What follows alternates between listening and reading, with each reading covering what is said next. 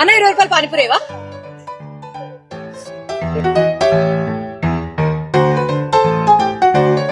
నేను అప్పుడైపోయిందా? 20 రూపాయలకి ఇంకెన్నో వస్తాయమ్మా. అరే ఏమన్నా పక్కన చెన్నై షాపింగ్ మాల్ వాళ్ళు 25 రూపాయలకి చీరని ఇస్తుంటే నువ్వు కనీసం పానీపూరి ఇయ్యవా? కొనుక్కో మరి.